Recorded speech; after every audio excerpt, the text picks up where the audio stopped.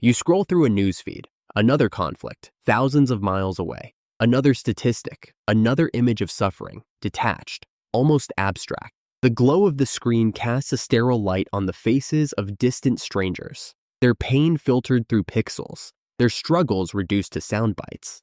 You might feel a pang of sympathy, a flicker of outrage, but the raw, visceral reality of their experience remains impossibly far, mediated by countless layers of technology and geography. This modern experience of conflict, where destruction is observed from a safe, comfortable distance, shapes our entire understanding of human aggression. For 99.9% of human history, that distance didn't exist. Violence wasn't a headline you scrolled past on a device. It was a face contorted in rage or fear, inches from your own. It was a spear in your hand, its rough wooden shaft slick with sweat, or the cold, sharp edge of a stone axe against your skin. It was the overwhelming, primal smell of blood, coppery and metallic. It mingled with the acrid scent of fear and the earthy tang of disturbed soil in the humid air right in front of you. The world was immediate, tactile, and every threat was felt with an intensity that modern life rarely permits. Everything you think you know about human violence, about our capacity for cruelty or compassion, was shaped by the last tiny fraction of our existence. Before that, for 300,000 years, violence was fundamentally different. It was personal, it was intimate, it was a direct physical confrontation that engaged every sense and demanded an immediate, often brutal response. Understanding that profound shift changes everything about how we see ourselves, our conflicts, and the sprawling, complex world we've built. It reveals a hidden truth about our own nature. So what was violence actually like for our ancestors? The answer is far more direct, and in some ways, far more brutal than we imagine. It wasn't just a physical act. It was an all-encompassing sensory experience that branded itself onto the memory. And it reveals a core truth about human nature that we've almost entirely forgotten. This is a truth that modern society, with its layers of abstraction and distance, has systematically obscured to our peril and our misunderstanding of ourselves. To understand how violence changed, we have to imagine a world where every threat was immediate and every conflict a direct confrontation. Survival hinged on the ability to inflict or withstand direct physical harm. The oldest definitive evidence of interpersonal violence comes from the site of Nataruk, Kenya, roughly 10,000 years ago. Here, in 2012, archaeologists led by Dr. Marta Mirazon Lahar of the University of Cambridge found the remarkably preserved remains of 27 individuals, including women and children, brutally murdered. Published in Nature in 2016, their findings detailed a horrific scene. Skulls shattered by blunt force trauma, some with embedded obsidian projectile points, indicating arrows or spears. Hands were found bound, suggesting capture and execution, and several bodies were left to decompose unburied in a shallow lagoon. This wasn't a ritual burial. This was a massacre, a snapshot of ancient terror frozen in time. But even in this ancient, horrific scene, the violence was intensely personal. Each blow was delivered by a hand, each wound inflicted by a weapon, wielded by another human being, standing inches away. The perpetrators would have seen the fear in their victims' eyes, felt the resistance of their bodies, heard their desperate cries. Their world was one of crackling firelight in the vast, open savanna, the acrid scent of wood smoke, and the unsettling silence between predator calls that sharpened the senses. And when violence came, it came with the sickening sound of breaking bone, the sharp, metallic smell of fresh blood, and the pungent reek of fear and adrenaline. It also came with the sight of a familiar face, a neighbor, a rival, a fellow human, twisted in rage or pain. There was no escaping the direct, sensory reality of it. No abstraction, no distance. The useful day ended at sunset, plunging the world into darkness and vulnerability. And when conflict erupted, it was always up close, a struggle for life and death that left no room for detachment. This immediate, visceral nature of violence was not a minor quirk of early human existence. It was the default setting for every human being who ever lived for 300,000 years, shaping not just their survival strategies, but their very psychology. And what we've learned about our closest living relatives, the chimpanzees, offers a chilling glimpse into that ancient programming, suggesting a deep evolutionary root for certain forms of aggression. In 1996, primatologist Richard Wrangham, then at Harvard University, published a groundbreaking study on lethal aggression in wild chimpanzees. This was later expanded upon in his influential 1996 book, Demonic Males, Apes, and the Origins of Human Violence. Wrangham and his colleagues spent decades observing chimpanzee communities across Africa, from Gombe to Mahale and Tai, meticulously documenting hundreds of violent encounters. What they found was striking and deeply unsettling.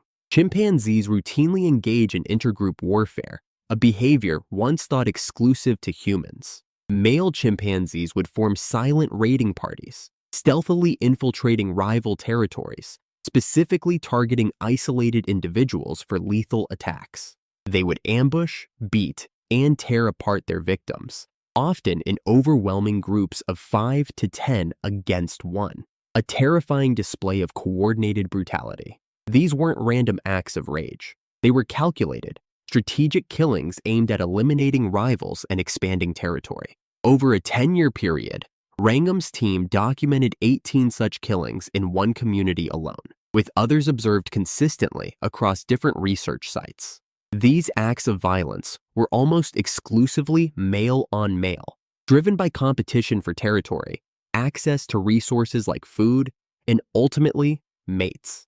The violence was brutal, direct, and often involved prolonged, agonizing attacks, where victims were bitten, dragged, and left to die slowly. It almost always involved a clear power imbalance, with the attackers risking little, minimizing their own exposure to harm. The word brutal itself, derived from the Latin brutalis, meaning of or belonging to an animal, and ultimately from brutus, meaning dull, stupid, unfeeling.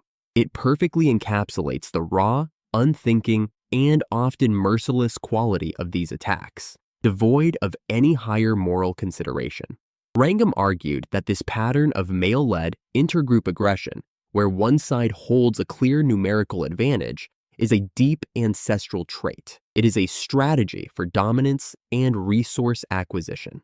It's a form of violence that predates our own species, a shadow from our shared evolutionary past that suggests a pre-existing capacity for lethal, intimate aggression. This wasn't simply about individual survival. It was about group dominance, about eliminating rivals, and about securing vital resources for one's own community. And it was always, without exception, face-to-face, a direct assertion of power and will. So if this kind of brutal, intimate violence was an ancient program, deeply wired into our primate ancestors, how did it manifest in early human societies? And what did the historical record tell us before modern science rediscovered this pervasive pattern of personal conflict? For centuries, scholars often romanticized early human life as a noble savage existence, free from the complexities and violence of civilization. However, empirical data paints a far grimmer picture. In 2011, anthropologist Samuel Bowles from the Santa Fe Institute published a meta-analysis in Science magazine. It examined archaeological and ethnographic data from 21 hunter-gatherer societies across continents and millennia. His findings unequivocally challenged the long-held myth of the noble savage, propounded by thinkers like Jean-Jacques Rousseau. Bowles calculated that roughly 14% of all deaths in these ancient societies were due to warfare or interpersonal violence, a figure that dwarfs modern homicide rates. That is a staggering number, implying a constant state of alert and danger. In some groups, like the Tiwi of Northern Australia, ethnographic studies from the early 20th century recorded that over 30% of adult males died violently. This often occurred in skirmishes over women or resources, where spears and clubs were wielded in close quarters combat, the air thick with shouts and the scent of exertion. This wasn't a peaceful past. It was a world where lethal violence was a constant threat, a daily reality that shaped social structures, alliances, and even spiritual beliefs.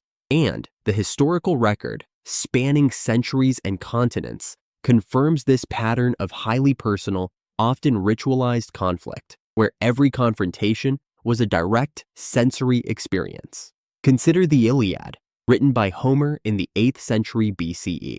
This epic poem, a foundational text of Western civilization, is a chronicle of a 10-year war between the Achaeans and the Trojans. But its focus is intensely personal, not on grand strategy, but on individual acts of heroism and brutality. It describes single combat, duels between mighty heroes like Achilles and Hector, and the visceral details of wounds inflicted face to face.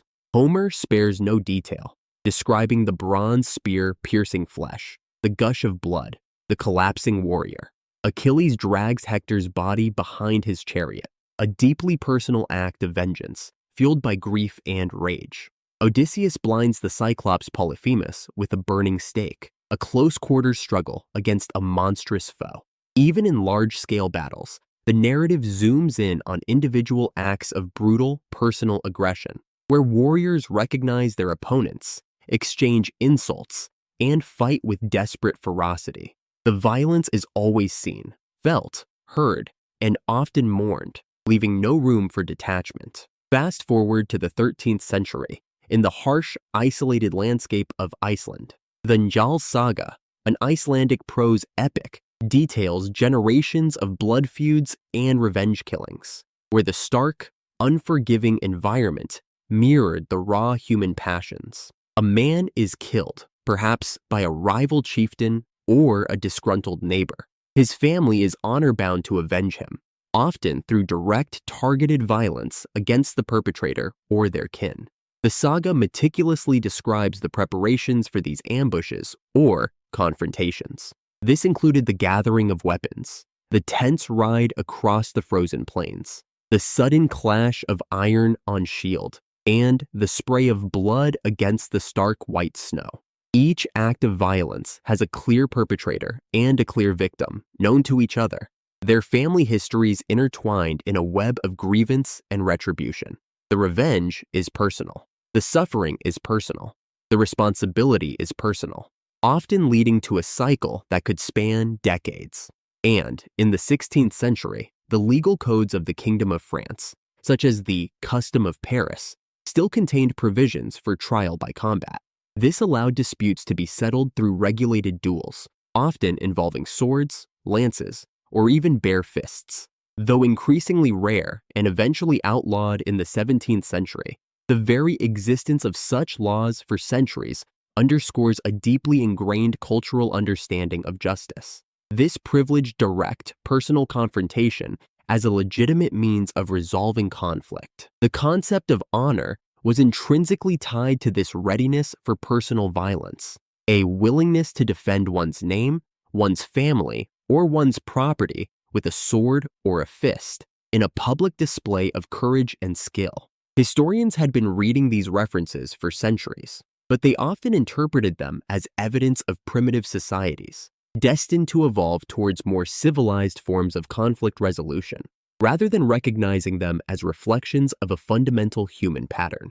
If this changed how you see human nature, hit like and subscribe. New videos every week.